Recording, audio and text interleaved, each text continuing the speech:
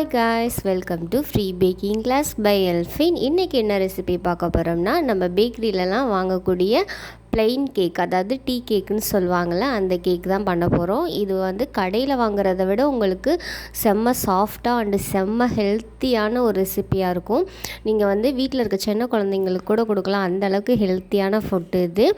இது வந்து எப்படி ஈஸியாக பண்ணுறதுன்னு சொல்லிட்டு தான் இதில் சொல்லியிருக்கேன். நான் கொடுத்துருக்க மெஷர்மெண்ட்டை நீங்கள் கரெக்டாக பயன்படுத்தி செஞ்சிங்கன்னா கண்டிப்பாக இந்த மாதிரி ஒரு பர்ஃபெக்டான ஸ்பாஞ்ச் கேக் கிடைக்கும். அப்புறம் இன்னொரு விஷயம் நான் உங்கள்கிட்ட ஷேர் பண்ணணும்னு நினச்சிட்டு இருந்தேன். ஒருத்தவங்க கமெண்டில் கேட்டிருந்தாங்க, ரெசிபி செய்கிறதே 10 நிமிஷம் தான், ஆனால் நீங்கள் வந்து 15 நிமிஷத்துக்கு வீடியோ போடுறீங்களே அப்படின்னு. ஏன்னா இந்த வீடியோவில் நான் அதை தெளிவாக சொல்லிக்கிறேன். இது வந்து பேக்கிங் கிளாஸுங்கிறது எல்லா ஒரு பொருளை சொல்கிறோன்னா எல்லா விதத்துலேயும் அந்த பொருள் எப்படி பயன்படுத்துறது, எப்படி யூஸ் பண்ணுறது, அது எங்கே கிடைக்கும், அது என்ன ரேட்டில் இருக்கும், அது எப்படி ஸ்டோரேஜ் பண்ணுறது அப்படிங்கிற எல்லா விஷயத்தையும் நான் பேக்கிங் கற்றுங்கிறவங்களுக்கு சொன்னால் தான் அவங்களுக்கு வந்து புரியும். அதனால தான் கிளாஸ் வந்து அப்படி ஸ்லோவாக இருக்கும். நீங்கள் ரெசிப்பியாக ஏதாவது பார்க்கணுன்னு நினச்சிங்கன்னா நம்ம சேனலில் வந்து கொஞ்சம் விரிவாக தான் நம்ம போடுவோம். கற்றுக்கிறவங்களுக்கு வந்து அது ஈஸியாக இருக்கும். ரெண்டாவது, ஒரு பொருளை நான் வாட்டில் சொல்லிட்டு போயிடலாம், அது எனக்கு ஒரு பிரச்சனை இல்லை. ஆனால் அந்த பொருள் எங்கே வாங்குறது, அது எப்படி ஸ்டோர் பண்ணுறது, அப்படி அதை வந்து என்ன மாதிரி யூஸ் பண்ணுறதுன்னு சொல்லிட்டு எல்லா விளக்கத்தையும் கொடுத்தா தான் ஒரு ஹோம் பேக்கிங் ஆரம்பிக்கிறவங்களுக்கு அது வந்து ஈஸியாக இருக்கும். அதனால தான் வீடியோ கொஞ்சம் லென்த்தாக போகும். மேக்ஸிமம் வந்து நாங்கள் தேவையில்லாதது எதுவுமே அந்த வீடியோவில் எந்த வீடியோலையுமே நாங்கள் பேசியிருக்க மாட்டோம்.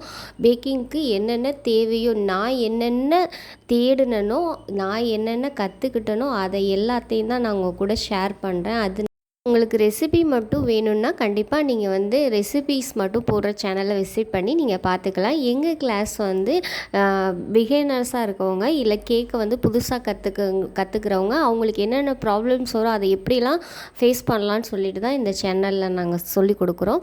உங்களுக்கு போதுமான விளக்கத்தை வந்து நான் கமெண்ட் பாக்ஸில் என்னால் எழுதி சொல்ல முடியல, அதனால தான் இந்த வீடியோவில் நான் சொல்கிறேன்.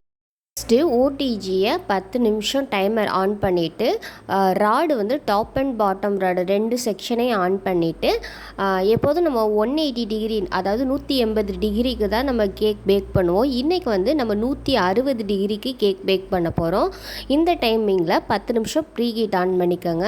அப்போ நம்ம பேட்டரை வந்து ரெடி பண்ணி முடிக்கும்போது அந்த ஓவன் வந்து கரெக்டாக ஹீட் ஆகி கிடைக்கும். ஒருவேளை நீங்கள் குக்கரில் பேக் பண்ணுறீங்கன்னா குக்கரில் வந்து விசில் சேர்க்காமல் உள்ளே இருக்க ரப்பர் மட்டும் சேர்த்துக்கோங்க. சேர்த்துட்டு க்ளோஸ் பண்ணி வச்சுட்டு, பெரிய பர்னரில் வைக்காமல் சின்ன பர்னர் இருக்குல்ல அடுப்பு, அதில் வச்சு சிம்மில் வச்சு எடுத்துக்கோங்க. உப்பு சேர்த்தா அந்த டேஸ்ட் வர்ற மாதிரி இருக்குது, மணல் சேர்த்தா அந்த டேஸ்ட் வர்ற மாதிரி இருக்குதுன்னு சொல்லியிருக்கீங்க. அப்படி இருந்துச்சுன்னா நீங்கள் ப்ளெயினான பாத்திரத்தில் சின்ன ஸ்டாண்டு வச்சுட்டு அதை மூடிட்டு விசில் சேர்க்காமல் 10 நிமிஷம் ப்ரீ ஹீட் பண்ணி எடுத்துக்கோங்க. நான் வந்து ஸ்கொயர் டின் எடுத்திருக்கேன். இது 1 kg ட்ரே, அதாவது 7க்கு 7 இன்ச் அகலம், 7 இன்ச் நீளம், அந்த மாதிரி. இந்த டின்னில் வந்து நான் ஆயில் கிரேஸ் பண்ணி எடுத்துக்கிறேன். டீமோல் பண்ணும்போது கரெக்டாக நம்மளுக்கு வந்து பர்ஃபெக்டாக வரும். இது மேலே நான் ஒரு பட்டர் பேப்பர் வந்து இந்த மாதிரி கட் பண்ணி சேர்த்துக்கிறேன்.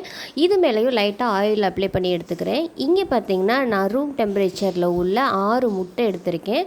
அதாவது ஃப்ரிட்ஜிலேருந்து நீங்கள் யூஸ் பண்ணுறீங்கன்னா 3 மணி நேரத்துக்கு முன்னாடியே வெளியில் எடுத்து வச்சுக்கோங்க. இந்த முட்டை வெள்ளைக்கரு தனியாக, மஞ்சள் கரு தனியான்னு 2ஆக செப்பரேட்டாக எடுத்து வச்சுக்கோங்க. 2 பவுல்லையுமே ஈரம் எதுவும் இல்லாமல் பார்த்துக்கோங்க. நீங்கள் முட்டையோட வெள்ளைக்கருவில் ஒரு துளி மஞ்சள் கரு கலந்தாலும் அந்த முட்டை வந்து ஒரு ஸ்டிப்பிக்காக வந்து பீட் பண்ணும்போது கிடைக்காது.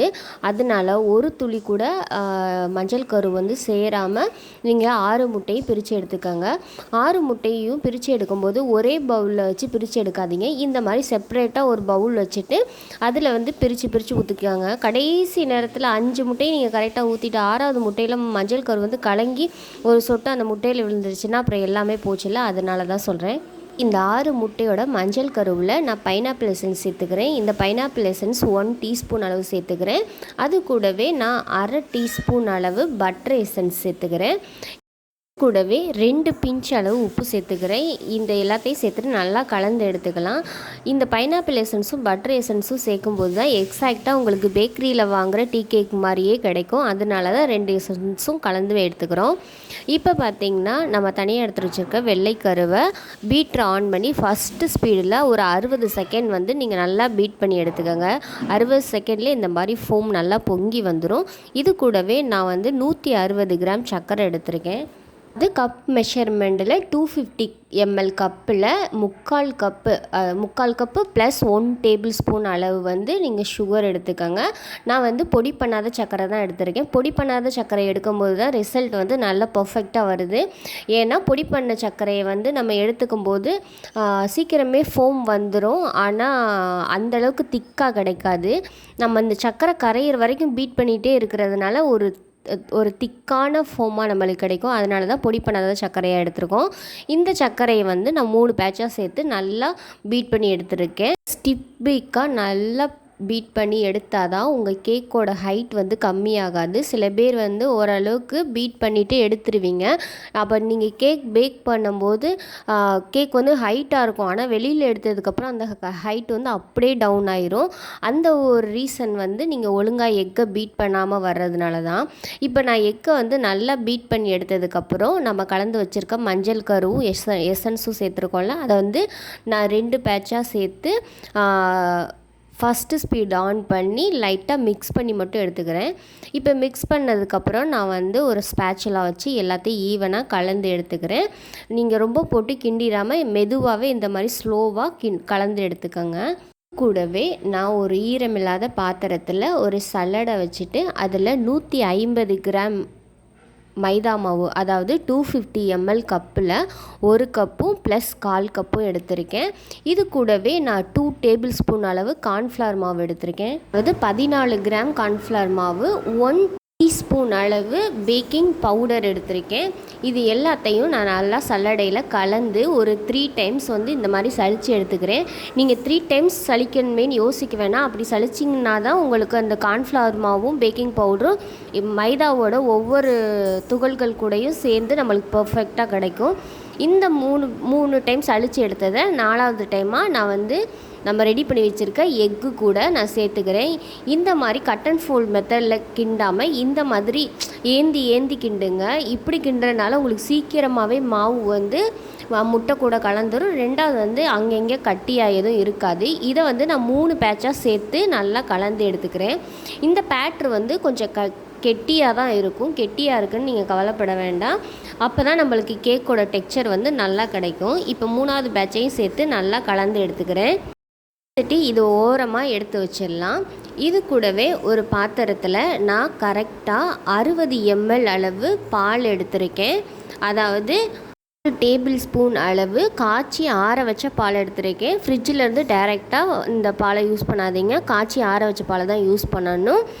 இது கூடவே நான் 3 டேபிள் ஸ்பூன் ஆயில் எடுத்திருக்கேன். அதாவது இதோட ml வந்து 30 ml.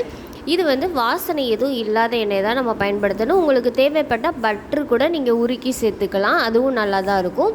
தேங்காய் எண்ணெய், நல்லெண்ணெய், கடலெண்ணெய் அந்த மாதிரி எதையும் யூஸ் பண்ணக்கூடாது.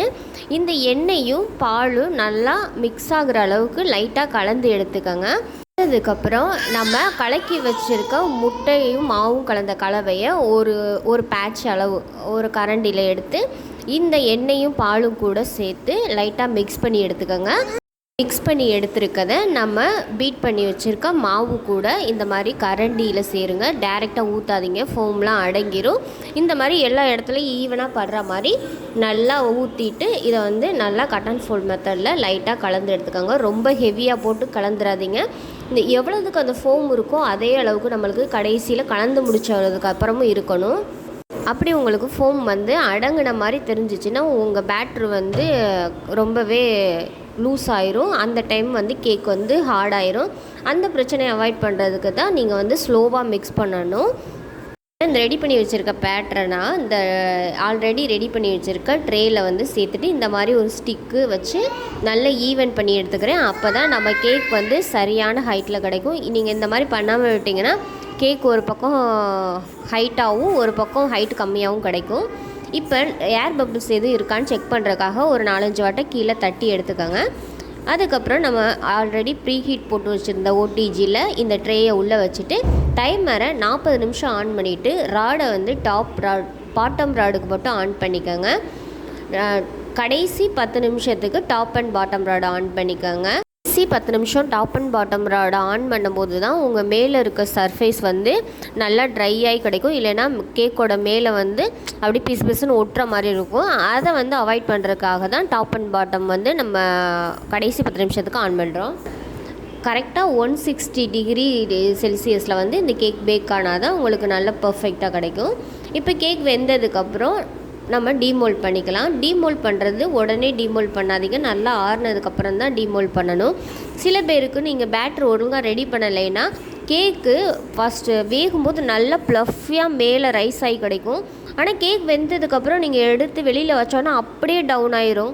அந்த ரைஸ் ஆனது எல்லாம் பாதி அளவுக்கு வந்து உயரம் கம்மியாயிரும். அது எதனாலன்னு பார்த்தீங்கன்னா நீங்கள் வந்து ஒழுங்காக எக்கை பீட் பண்ணாதனால தான் வரும். இப்போ பார்த்தீங்கன்னா இது எல்லாத்தையும் நான் பீஸ் போட்டு எடுத்துக்கிறேன். நீங்கள் பாருங்கள் எவ்வளோ சாஃப்டாக இந்த எவ்வளோ ஸ்பாஞ்சாக அந்த கேக் வந்திருக்குன்னு. அந்தளவுக்கு பர்ஃபெக்டாக இருக்கும். நான் கொடுத்துருக்க மெஷர்மெண்ட் படி நீங்கள் கேக் பேக் பண்ணிங்கன்னா கண்டிப்பாக உங்களுக்கு ஒரு நல்ல ரிசல்ட் கிடைக்கும்.